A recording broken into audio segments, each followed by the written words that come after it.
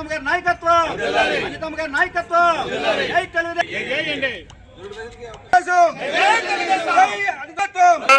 అందరూ సాక్షిగా, మీడియా సాక్షిగా, మరి పొలిటికల్ పార్టీల సాక్షిగా, ఈసీ సాక్షిగా ప్రజాస్వామ్యబద్ధంగా ఈరోజు పులివెందుల్లో ఎన్నికలు జరిగితే దానికి తప్పుడు ప్రలాపనలు పేలుతున్నారు. ఓటర్ని జీర్ణించుకోలేక అనేక ఇబ్బందులు పెట్టడానికి ప్రయత్నం చేశారు ప్రజల్ని. ఓటర్ని బూత్ వరకు రాకుండా భయభ్రాంతులు చేద్దాం అనుకున్నారు.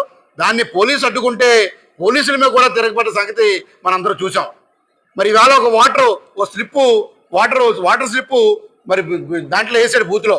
ఏమనంటే 30 సంవత్సరాల తర్వాత నేను తెలుగుదేశం పార్టీకి ఓటేసాను, 30 సంవత్సరాల తర్వాత ఈ నియోజకవర్గంలో ఓటేసే అవకాశం కలిగించారు ప్రజాస్వామ్యం అని అందరికీ దండాలని చెప్పి మరి ఒక సామాన్య ఓటరు బూత్లో మరి పోలింగ్ బూత్లో మరి ఓటుతో పాటు స్లిప్ను కూడా అందులేసిన సందర్భం మనందరికీ ఇవాళ ప్రత్యక్షంగా చూసాం. ప్రజాస్వామ్యంగా ఎన్నికలు జరిగాయి.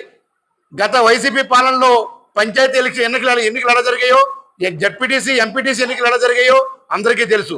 అసలు సొసైటీకి అయితే ఎలక్షనే లేకుండా చేశారు. మరి ఇటువంటి సందర్భంలో ప్రజాస్వామ్యంగా గెలిచినటువంటి ఈవేళ ఒంటిమిట్ట పులివెందుల్లో జడ్పీటీసీలు ప్రజాస్వామ్యయుతంగా గెలిచారు.